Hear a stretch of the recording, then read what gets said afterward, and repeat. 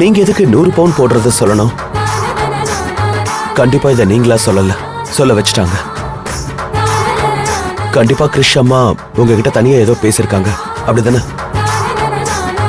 உங்க 2 பேருக்குள்ள நடந்த கசப்பான அனுபவங்களை நீங்க மன்னிச்சு மறந்தாலும் அவங்க ஞாபகம் வச்சுக்கிட்டு தான் இதெல்லாம் பண்றாங்கன்னு நினைக்கிறேன். ஆமாங்க, அதையெல்லாம் மனசுல வச்சுதான் இந்த சம்பந்தம் சரியா வராதுன்னு சொன்னேன்.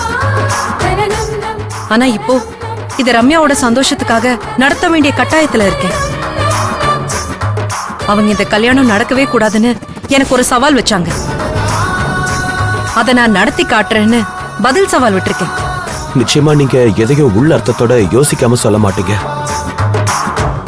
அப்படி இருந்தும் இந்த சவாலை நீங்க ஏத்துக்கிட்டீங்கன்னா அது ரம்யா மேல நீங்க வச்சிருக்கிற பாசத்தை காட்டுது. நீங்க ஒண்ணும் கவலைப்படாதீங்க. ரம்யா கல்யாணத்துக்கு உங்களுக்கு என்ன உதவினாலும் தயங்காம கேளுங்க, நான் பண்றேன். கண்டிப்பா எனக்கு உங்க உதவி வேணுங்க. ஆனா அது பண உதவி இல்ல, தொழில் உதவி.